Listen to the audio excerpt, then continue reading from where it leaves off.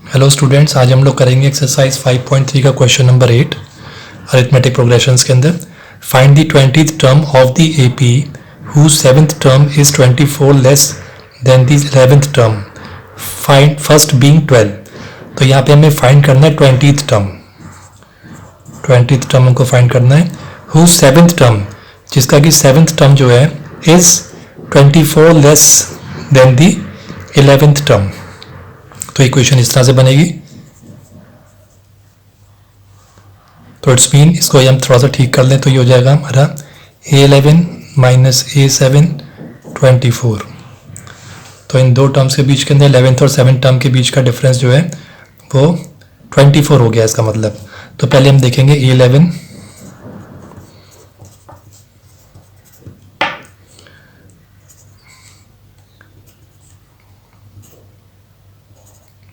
A plus 10D minus कर देंगे A plus 6D से इज इक्वल टू 24।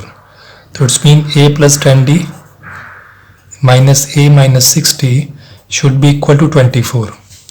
इसको सॉल्व कर लेंगे, प्लस का A माइनस का A कैंसिल आउट हो जाएगा। 10D minus 6D is equal to 24 आ जाएगा बच्चों।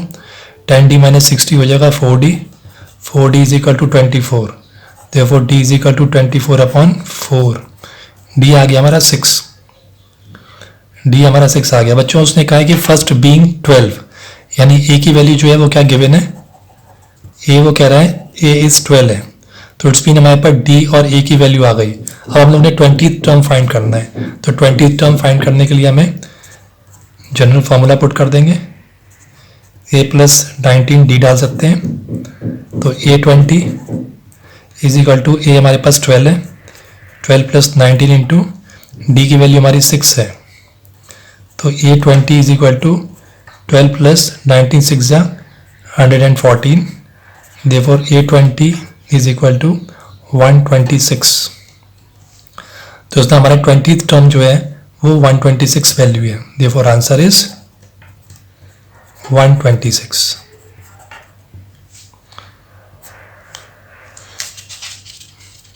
अब हम लोग करेंगे question number 9। If the 9th term of an AP is 0। वो बच्चों क्या कह रहे हैं, वो कह रहे हैं 9th टर्म जो है एपी का वो 0 है। Then prove that it's 29th term. तब वो कह रहे हैं तब प्रूव करिए, अगर 9th टर्म एपी का 0 है तो प्रूव करिए कि 29th टर्म जो है यानी 29th टर्म जो है is twice its 19th term, यानी 29th टर्म जो है वो 19th टर्म के ट्वाइस के बराबर है। तो बच्चों इसके अंदर हम लोग फाइंड करेंगे। सबसे पहले 9th टर्म हमारा हो गया A plus 8D is equal to 0, therefore इसको हम यहाँ पे फाइंड करते हैं। A29 की जगह पे हम लोग लिखते हैं A प्लस हमारा A is equal to minus 8D हो गया बच्चों। A29 को पहले हम पुट करते हैं एज इट इज, यहाँ देखते हैं इसके बराबर, ये प्रूव करते हैं कि इसके बराबर है कि नहीं। A29 की जगह पे हम लोग क्या लिखेंगे, A plus 28D should be equal to 2 times of A कितना आ जाएगा, A प्लस 18D। अब A की जगह पे बच्चों हम लोग पुट कर देंगे माइनस 8D, क्योंकि A की वैल्यू माइनस 8D निकल आई है। तो minus 8D plus 28D is equal to 2 into A की जगह पे हम पुट करेंगे minus 8D plus 18D, plus के 28 में से माइनस का 8D माइनस करेंगे तो प्लस का 20D आ जाएगा बच्चों। और यहाँ पे 2 इंटू प्लस का 18 और माइनस का 8 होगा तो 10 का D आ जाएगा। तो देखिए 20D इज इक्वल टू यहाँ पे 20D के बराबर आ रहा है। इट्स मीन जो A29 का टर्म है वो 29 टर्म के ट्वाइस के बराबर है। तो हमने इसको वेरीफाई कर दिया स्टूडेंट्स। तो देयरफॉर हेंस प्रूव्ड, यहाँ पे हम लिख सकते हैं टू वेरीफाई।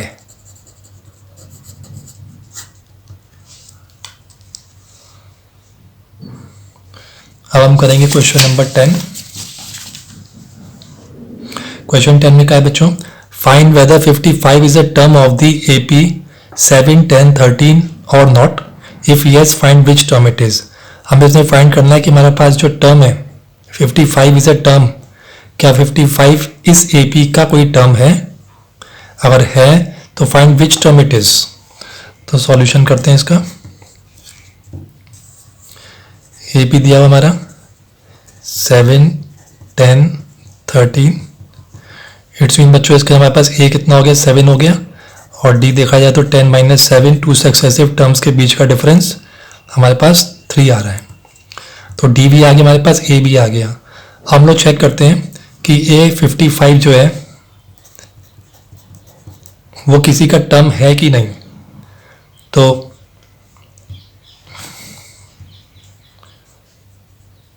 टर्म देखते हैं इसमें बच्चों, A N is equal to A plus N minus 1 D. ये फॉर्मूला से पुट कर देंगे। ए एन की वैल्यू कितनी, 55th टर्म। तो 55th टर्म है, अभी हम देखेंगे टर्म कौन सा वाला है, वो हम एन के अंदर देखेंगे। इज इक्वल टू ए हमारे पास 7 है, प्लस एन हमको निकालना है -1, और डी की वैल्यू हमारी 3 है। तो 55 is equal to 7 + 3n -3, 3n को ये रहने देंगे। 55 - 7 + 3, वैल्यूज अपोजिट हो जाएंगी, नेगेटिव पॉजिटिव हो जाएंगी, पॉजिटिव नेगेटिव हो जाएंगी। Therefore it becomes 58 - 7 is equal to 3n। Therefore 51 is equal to 3n, n is equal to 51/3। तो हम यहाँ बच्चों देख रहे हैं 3 1 = 3, 3 7 = 21 की टर्म जो है पूरा पॉजिटिव के अंदर है, पॉजिटिव इंटीजर के अंदर है। n is equal to 17। Therefore 55 जो है वो टर्म है, कौन सा टर्म है, 17th टर्म है। 55 जो है इस ए पी का 17th टर्म है।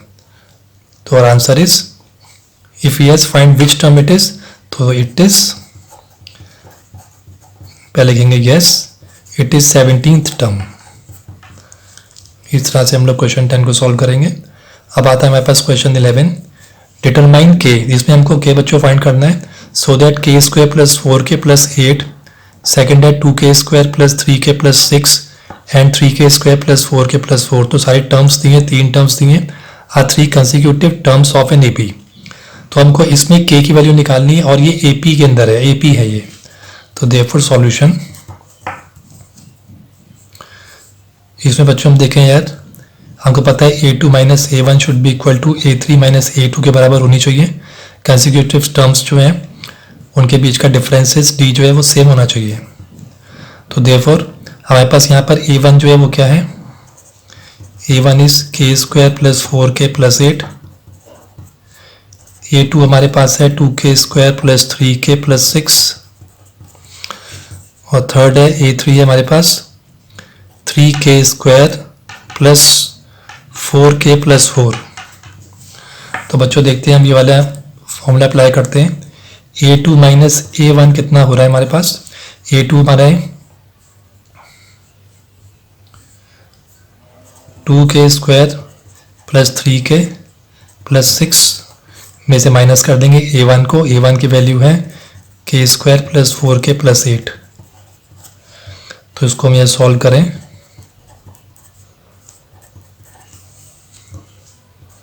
-k², सबकी वैल्यूज अपोजिट हो जाएंगी क्योंकि बाहर माइनस का साइन है। तो 2k² माइनस का k² हो जाएगा k², प्लस का 3k और माइनस का 4k तो माइनस का k, माइनस का 8 प्लस का 6 तो माइनस का 2 हो जाएगा। यहाँ बच्चों हम लोग देखते हैं a3 - a2 को, a3 - a2 देखते हैं। a3 हमारे पास कितना है, 3k² + 4k + 4, माइनस करना उसमें से हमको a2 को 2k² + 3k + 6, ओपन करते हैं इसको, 4k + 4 -2k² -3k -6, 3k² में से 2k² माइनस कर देंगे, k² आएगा, प्लस का 4k माइनस का 3k प्लस का 1k आ जाएगा, प्लस का 4 माइनस का 6 तो माइनस का 2 आ जाएगा। तो बच्चों हमारे पास ये दोनों आ गए।